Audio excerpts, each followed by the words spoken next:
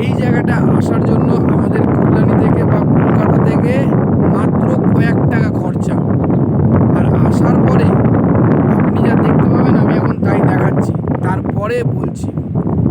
এটা আমি চলে এসেছি হচ্ছে নামখানা থেকে একটা টোটোতে করে আমি চলে এসেছি বকখালির সমুদ্র। গোয়ার সমুদ্র থেকে কোনো অংশে কম নেই, শুধু গোয়াটার যেমন পাড়গুলো সাজানো ভালো ভালো হোটেল দিয়ে এবং চেয়ারগুলো বেছানো থাকে একদম সমুদ্রের গা পর্যন্ত, ঠিক এটার মধ্যে ওইটুকুই পার্থক্য। এখানে ভালো ভালো ওরকম বড় সমুদ্রের পাড়ে হোটেল নেই, আছে একটু দূরে কিন্তু কাছে নেই। আর বাকিটা এত সুন্দর একটা গোয়ার মতো সেম টু সেম ভিউ এই বকখালিতে। কর্মসূত্রে আমার এখানে আসা, আর আমি যখন আসি তখন আমার ক্যামেরাবাবু আমার সঙ্গে আসে। আমার ক্যামেরাবাবু সঙ্গে আসলে আমি চেষ্টা করি আপনাদেরকে সেই পরিবেশটা প্রোভাইড করা এবং সেই পরিবেশটা দেখানো। বিশেষ করে যারা বাড়ি থেকে বেরোতে পারে না, বয়স্ক, তাদের জন্য আমার মেনলি ক্যামেরাটা হাতে নিয়ে ঘোরা। তো এই বকখালির ফুল ব্লগ ভিডিওটা আমার কাছে আছে, একদিন পরে চ্যানেলে আসবে।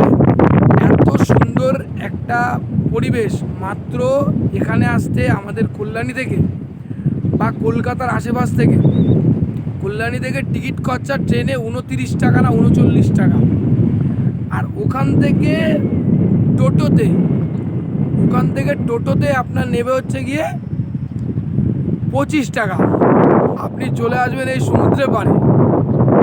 আর এরকম সমুদ্রে পাড়ে আসার পরে আপনি দেখতে পাবেন এরকম একটা জায়গা এবং হোটেল খরচা অক্সিজেনে মাত্র 500 টাকা ফ্যামিলি নিয়ে 5 জন থাকতে পারবেন, চাইলে নিচে আরো 2 জন থাকতে পারবেন, 7 জন। আপনি চাইলে এক রুমে থাকতে পারবেন। আর এসি হোটেল আর এসি হোটেল মাত্র 700 থেকে 800 টাকার মধ্যে, অফ সিজনে, অন সিজনে সেটা 3000 টাকায় পৌঁছায়। বাস, খরচা খুবই কম। খাওয়া দাওয়ার থালি, সারাদিনে লাঞ্চের থালি হচ্ছে আপনার ম্যাক্সিমাম 100 টাকা। মাছ ভাত দিয়ে এখানে প্রচুর মাছ পাওয়া যায় কম দামে, এবং আপনি যদি রান্না করিয়ে নেন আরও সস্তা। আমি লোটে মাছ কিনেছি 40 টাকা কিলো, কালকে লোটে মাছ দিয়ে রুটি দিয়ে খেয়েছি রাতের বেলা। আর দিনের বেলা মেনু আপনি অনলাইনে আপনি ব্লগের মধ্যে পুরোটা পেয়ে যাবেন। এখন পুরো ভিডিওটা আপনার দিচ্ছি না, পুরো ভিডিওটা আসতে একটু সময় লাগবে, কারণ এডিটিংয়ের একটু কিছু কাজকর্ম আছে। তো এগুলো করে খুব শিগগিরই আমি বকখালি ব্লগের ফুল ভিডিওটা আপনাদের আমার চ্যানেলে পোস্ট করব। এবং এটা দেখতে চাইলে আপনি সাবস্ক্রাইব করে রাখুন। তাড়াতাড়ি এই ভিডিওগুলো আসছে, কর্মসূত্রে আমাকে এখানে আসতে হয়। আমি যাই না কেন, আমি ক্যামেরাবাবুকে আমার সাথে নিয়ে যাই, ও আমার সাথেই থাকে। আর এইটা আমি আমার চ্যানেলে বা আমার প্রোফাইলে আমি সবসময়ের জন্য চেষ্টা করি আপনাদেরকেও এই সুন্দর সুন্দর জিনিসগুলো দেখানো। আরেকবার দেখে নিন, এই টোটালটা খালি এরিয়া। আপনি ওখানে স্নান করতে পারবেন, অনেক দূর পর্যন্ত যেতে পারবেন। এমন না যে ঢাল, এটা একটা মাঠের মধ্যে জল এসছে, এরকম একটা জলের পরিস্থিতি। যদি একটা মাঠে মনে করেন জল আছে, তাই মাঠেই আমরা কখনো ডুবি, এটা হচ্ছে তাই।